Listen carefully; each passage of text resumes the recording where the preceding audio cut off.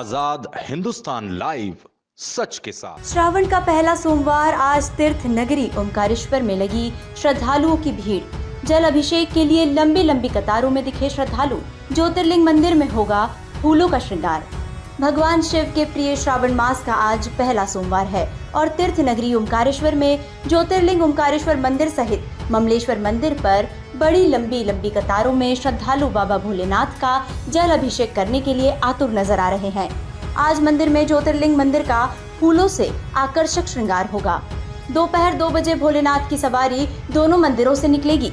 तीर्थ नगरी ओमकारेश्वर में जहां प्रतिदिन हजारों श्रद्धालु दर्शन के लिए आते हैं, वहीं श्रावण मास में ये संख्या दुगनी हो जाती है। तीर्थ नगरी ओमकारेश्वर में नई दर्शन व्यवस्था लागू करने के बाद से श्रद्धालु सुखदेव मुनि गेट से भगवान भोलेनाथ का दर्शन, पूजन और अभिषेक कर रहे हैं। ममलेश्वर मंदिर पर भी अल सुबह से श्रद्धालु दर्शन के लिए लंबी लंबी लाइन में देखे गए। श्रावण मास के पहले सोमवार को भगवान ओमकार की 4 प्रमुख सवारी के अंतर्गत पहली सवारी दोपहर 2 बजे मंदिर से निकलेगी, जहां कोटि तीर्थ घाट अभिषेक के बाद भोलेनाथ को नौका विहार करवाया जाएगा। इसके बाद ममलेश्वर और ओमकारेश्वर अपनी प्रजा का हाल जानने के लिए तीर्थ नगरी में निकलेंगे। श्रावण मास के विशेष आयोजन के तहत दोपहर 3 बजे भगवान ओमकार के गर्भागृह को फूलों से आकर्षक श्रृंगार कर सजाया जाएगा। सनावद से विवेक विद्यार्थी की रिपोर्ट।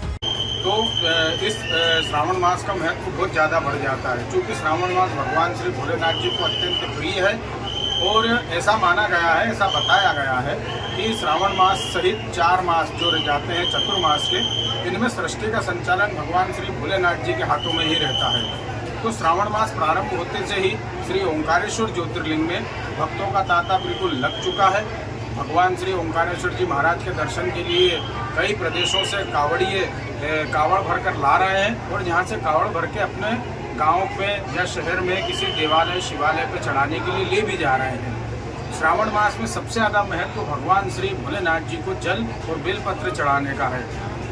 चूँकि यहाँ पर श्री नर्मदा मैया जी भी विराजमान है, तो श्रावण मास में 1 लोटा जल श्री नर्मदा मैया जी का भरकर भगवान श्री ओंकारेश्वर जी महाराज को और 2 बेलपत्र भी अगर आपने अर्पण कर दिए, तो श्रावण मास में आपकी मनोकामनाओं को पूर्ण करने वाले भगवान श्री भोलेनाथ जी अनंत गुना फल देते हैं। सभी भक्तों से और सभी उनसे निवेदन है कि श्रावण मास में आप जहाँ भी रहें, अगर आप किसी ज्योतिर्लिंग में या कहीं नहीं जा सकते हैं, तो अपने गाँव में, अपने मोहल्ले में जहाँ भी शिवलिंग है और जहाँ भी शिव मंदिर है, वहाँ पर जाकर 1 लोटा जल और बेलपत्र अवश्य चढ़ाएं।